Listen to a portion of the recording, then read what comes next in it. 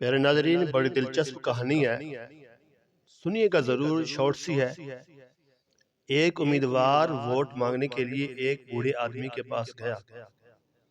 انہیں 1000 روپے کا نوٹ پکڑاتے ہوئے کہا، بابا جان، اس بار ووٹ مجھے دینا۔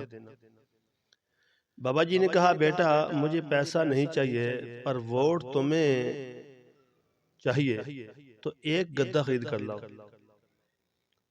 امیدوار کو ووٹ چاہیے تھا، وہ گدا خریدنے نکلا، مگر کہیں بھی 40,000 سے کم کوئی قیمت گدا نہیں ملا۔ تو واپس آ کر کہتا ہے، بابا جی، مجھے مناسب قیمت پر کوئی گدا نہیں ملا، کم سے کم 40,000 روپے کا تھا، اس لیے میں آپ کو گدا تو نہیں لے کر دے سکتا، پر 1000 روپے دے سکتا ہوں۔ بابا جی نے کہا، چودھری صاحب، مجھے اور شرمندہ نہ کرو، تمہاری نظر میں میری قیمت گدے سے بھی کم ہے۔ جب گدا 40,000 سے کم نہیں بکتا تو میں 1000 میں کیسے بک سکتا ہوں؟